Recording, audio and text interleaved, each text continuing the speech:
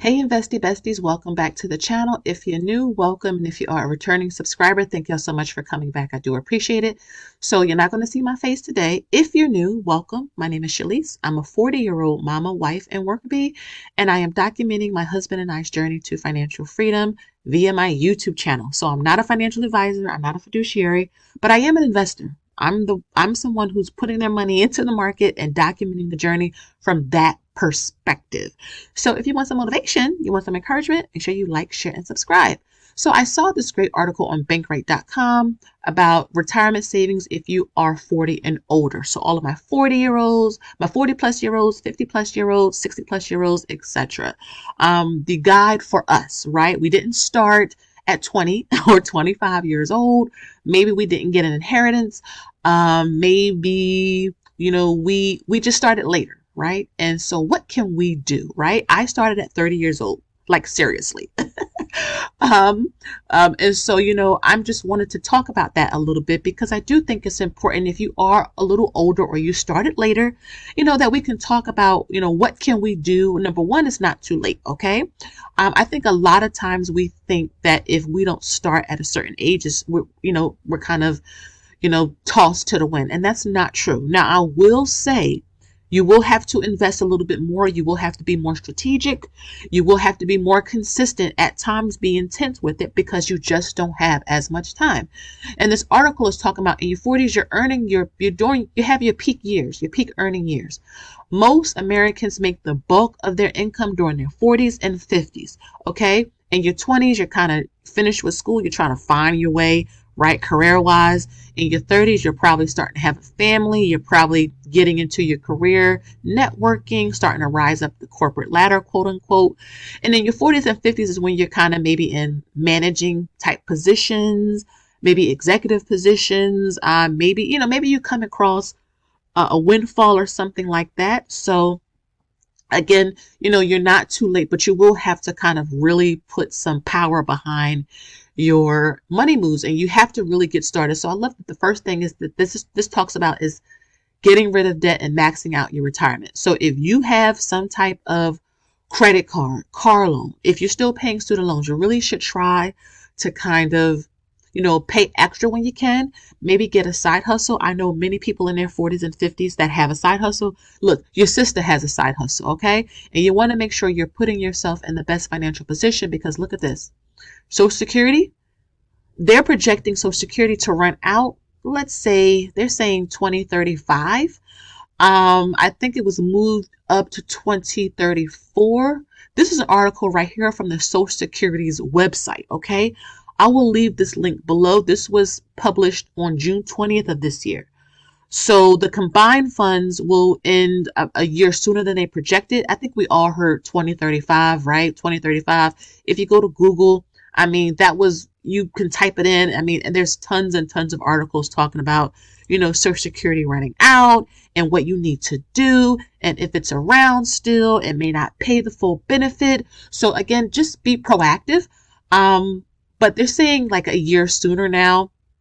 But what we are going to do is take, ownership of what we can control. And that's paying off some debt so we can put ourselves in a better financial position and trying to max out your retirement savings. So again, if you are 40 and older, in your 40s, in your 50s, in your 60s, and you want to have something set aside where you don't have to rely on Social Security or maybe the full amount of it, you really got to take advantage of these opportunities right now. So your 401k, if your job offers one or something of the like, maybe a 401k, a 403b, a 457, something along those lines. And if you get a match, take advantage of it, okay? If you are 45 years old and you want to retire at 65, that's 20 whole years that you have. It is not too late, okay? You will just have to extend your retirement timeline, all right? You can't retire at 50 just starting at 45, right?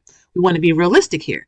Another thing you can do is save with IRAs, whether it's a traditional IRA, a Roth IRA. Now, IRAs is individual retirement accounts. These are accounts you control. So your 401k, your 403b, etc. That's usually controlled through your employer. They have like a financial manager or a fund manager that will manage that account for you. But with IRAs, it's really in your hand. Now, there's robo advisors and things, but it's in your hands. Take advantage of the Roth IRAs as well. If you can max out your 401k, the better, right? Again, it's a lot of money. I think it's $23,000 or 23,500. Don't quote me on it, but it's a lot of money, right? But if you can at least contribute up to the match, if your company's giving match, that's free money, right? I mean, yeah, there's vesting schedules and all that, but it's free money. Take advantage of that. Your IRAs, definitely try to max them out if you can. Okay, $7,000. If you are under 50, if you're over 50, they give you an extra $1,000 you can put in. Take advantage of that. Now you may say, Shalise, money is a little bit tight. Then at least put something in. But you really need to remember time. The same earning power and energy you have at 45, let's say, you may not have at 55. So you want to take advantage because, again, you're starting a little bit later. That's something I had to do. Look, tax refunds, if I got a bonus, my husband, a side hustle. Again, mommy trader. I'm doing this video early in the morning before my family wakes up. This is a side hustle for me, right? It's a side income. You can use that to actually help get you caught up as well.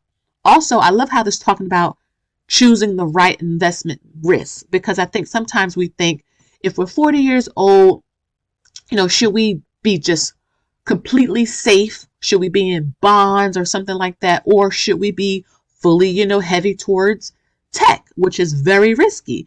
I think if you can kind of have a balanced portfolio, I love how this talks about maybe doing stocks at 80%. And then 20% and something a little safer like bonds. I can tell you our 401k is exactly like this. And I think it's because, again, as you're getting to your older age, traditionally you do, reduce some of the risk, but you still have a lot of time for growth. So like an 80-20 split, I think is perfectly fine. Again, not financial advice, but I'm trying to tell you what we did as well. The fourth thing is keeping your assets in view. You need to make sure you are looking at your money. You're investing in a 401k. You have an IRA. Perhaps you are, like up here, paying off debt. Maybe you are saving more. You're getting your emergency fund beefed up, right? You need to make sure you are tracking that. How do you even know how it's performing, right? I have spreadsheets that I use, trackers that I've created that has been a godsend when it comes to helping me to have more ownership. A lot of people like using financial advisors, right? Maybe you're using an app. Maybe you're using a notebook. It's something you want to think about. And I also loved how it talked about making tough decisions, not just about educational expenses, but just overall expenses.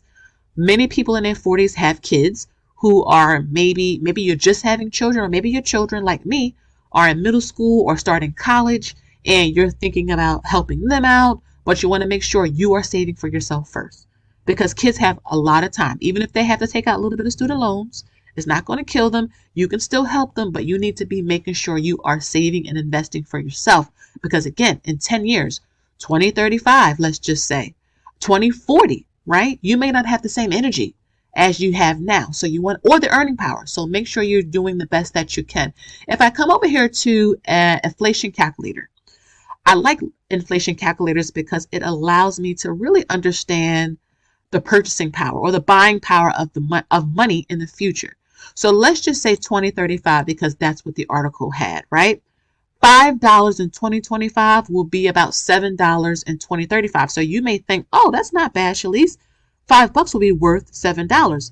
But that's just looking at the income side. Don't forget to look at expenses and bills, right? We're paying taxes, we're paying rent, we're paying mortgages, food, gas, clothing. So if it costs $5 now, guess what? It's going to be about $7 in 2035. Okay. So if I put in, let's say rent, let's say you're paying $1,500 in rent in 2025.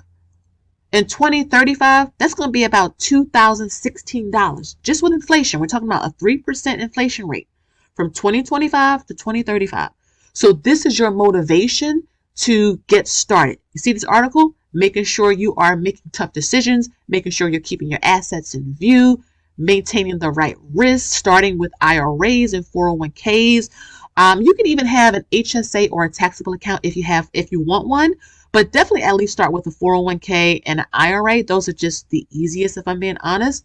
But back to this inflation calculator, you know, things are just going to cost more, right? So you want to make sure that your dollars are keeping up with inflation. That's why investing is so important, because investing is on average is giving you a return of what, 9-10%, maybe 7% if we're being really conservative, but about 9-10%. So it's beating the inflation rate. So you want to make sure you're investing so you can outpace it, right? If the market is giving you on average 10%, and inflation is 3% on average, that means you have a 7% difference in your favor, okay? If I come over here and I put in, let's say, groceries, I spend about $800 a month. I mean, well, that'll be a little less because my daughter's away at school, but when we all were home, a family of 5, $800 a month in 2025, I would probably be spending about $1,075 in groceries in 2035, okay? Let's move this up to 2040, right? 2040, okay, that's 15 years from now. I will be 55 years old, Laura Willing. $800 in groceries will be about $1,246. That is crazy. So, yeah, Social Security may run out, but there's something we can do about it, okay? If you get an inheritance, if you get, a windfall, right? If you got a side hustle or something along those lines, make sure you're taking advantage of it, okay? Yeah, it could be fun to get a new car, a new purse, go on vacation, treat yourself. But again, think about 10, 15 years from now. Are you going to feel like working? Maybe you won't be able to because a medical crisis come up. Maybe you get fired, right? Again, you want to have something in place to protect you, okay? And then last but not least is talking about buying adequate insurance. When you're in your 40s, your 50s, your 60s, you need to have some type of insurance. You can get long-term care insurance. Everyone should have life insurance. There's a lot of debate about whole life, term life. At least have something, okay? Maybe you want to have a will. Well, not maybe. You should have a will. You should have a trust if you feel like you need one, a power of attorney. You need to have these types of documents in place because, again, if something happened to you, you need to have some type of instructions or guidelines for your beneficiaries, and you should have one, or an executor to know how to manage and direct your assets if that was needed. But yeah, listen. Yeah, Social Security, will it run out? I don't think it will, but it may not pay the full amount, and that's what I do believe, that it will not be able to pay out the full benefit. If I come over here to the Social Security website, they have a benefit calculator, okay? That you can go and check out. Now, if you log in, they can give you like more detailed, accurate information, but for the sake of this video, we're going to use their online quick calculator just to see how much we would have when we do retire, let's say at 65. So I put in April 15th, 1975. That's not my actual birthday, but again, hypotheticals. Let's say this year you may earn $75,000. We're not adding zero because you're not retired. And let's talk about future retirement dates. So let's say you retire May 2040. So a month after your birthday, okay? In May 2040, okay? And we're going to see this estimate in inflated future dollars because today dollars, you're not retiring. So it's not going to be, in my opinion, as useful, or I think that you should just have inflated future dollars if you're not retiring anytime soon. Submit requests. So this is the information I submitted. April 15th, 1975, date of birth. Your current earnings is $75,000 a year. The benefit in the future with your inflated dollars, and the retirement month is May 2040. So based off of the information I put in 2040, you will be about 65 years old in 1 month, and you will get about $3,522, okay? That is how much your benefit may be. But again, going back to this inflation calculator, what was that? $3,500, let's just say.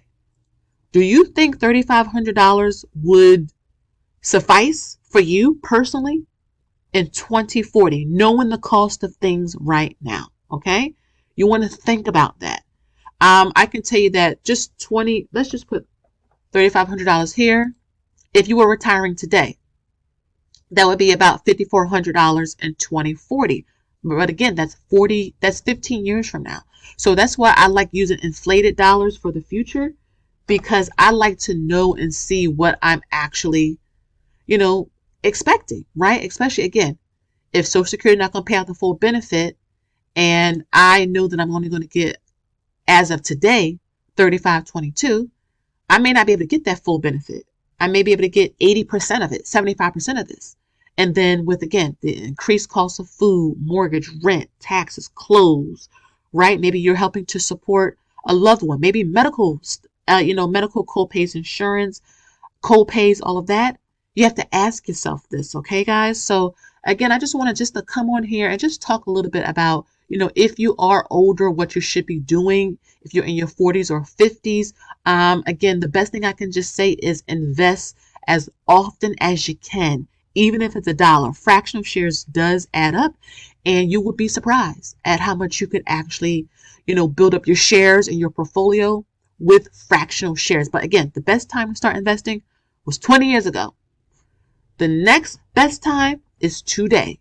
And we don't want to let 5 years go by and it's 2030, 15 years go by and it's 2040 and we've done nothing. Okay. So again, guys, hope that this has helped you. If you have started investing, leave some, a comment down there for the newbies. Because there's a lot of people who are investing in their 40s, 50s for the first time, maybe late 30s. Give them some motivation down below. What would you suggest they do? Getting a side hustle, maybe, unsubscribing from cable and putting that money in the market. Maybe, you want to talk about fractional shares and how it does work and being consistent with it. How red markets are a great thing if you're in great funds and great companies. So again, let me know down below what, you would tell someone starting new that's a little older, okay? Again, guys, thank you so much for watching. Make sure you like, share, and subscribe. Tickle that notification bell so that you don't miss an upload every time I post a video. And until next time, you already know, I'll see you in the next one. Bye-bye.